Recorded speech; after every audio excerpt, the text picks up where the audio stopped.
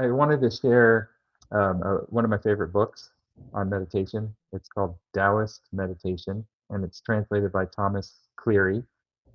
And it's really just a compilation of ancient sages and their teachings about Taoism.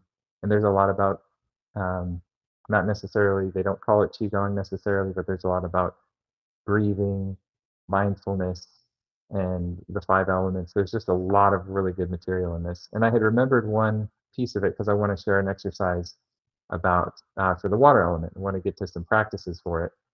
And I remembered this one quote in the first part from, who is it in here? It doesn't say who wrote this first part. I would have to dig a little too much, but about breathing from the heels.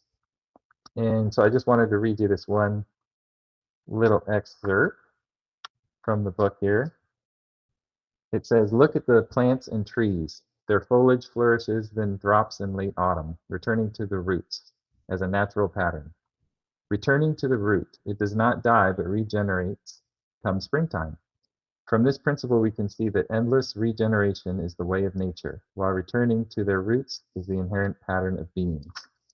Those who know the inherent pattern and do not violate the way are real people. That is why real people breathe from their heels.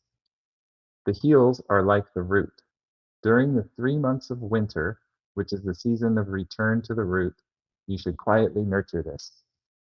So I'm going to show you just how you can simply breathe from your heels. But I didn't remember that he'd specifically connected it to the winter time, but that makes perfect sense, right? So breathing from the heels, how can we do that? And before I share the exercise, I just wanted to share too that that's a concept.